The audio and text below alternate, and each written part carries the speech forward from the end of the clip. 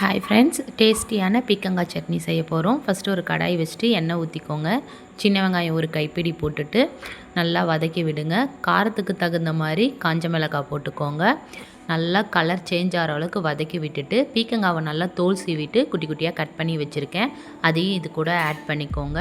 நல்லா லோ ஃப்ளேம்லேயே வதக்கி விடுங்க. பீக்கங்காய் வந்து நல்லா வெந்து வரணும். அப்போ தான் வந்து பார்த்திங்கன்னா இந்த சட்னி டேஸ்ட்டு நல்லாயிருக்கும். இதுக்கு வந்து நீங்கள் புளி கொஞ்சம் ஆட் பண்ணணும். நம்ம தக்காளி எதுவும் போடக்கூடாது. நல்லா ஒரு குட்டி லெமன் சைஸ்க்கு அளவுக்கு புளி போட்டுட்டு நல்லா லோ ஃப்ளேம்லேயே நல்லா வதக்கி விடுங்க. இந்த சட்னி வந்து பார்த்திங்கன்னா சுடு சாதத்தில் போட்டு சாப்பிட்டிங்கன்னா டேஸ்ட்டு செம்ம சூப்பராக இருக்கும். இப்போ வந்து பார்த்திங்கன்னா பீக்கங்காய் நல்லா வெந்து வந்துருச்சு.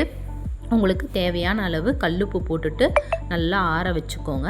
ஆற வச்சுட்டு மிக்சியில் நல்லா நைஸாக அரைச்சிக்கோங்க. ஒரு தாளிப்பு ரெடி பண்ணி போட்டுக்கலாம். சுவையான டேஸ்டான பீக்கங்காய் சட்னி ரெடி.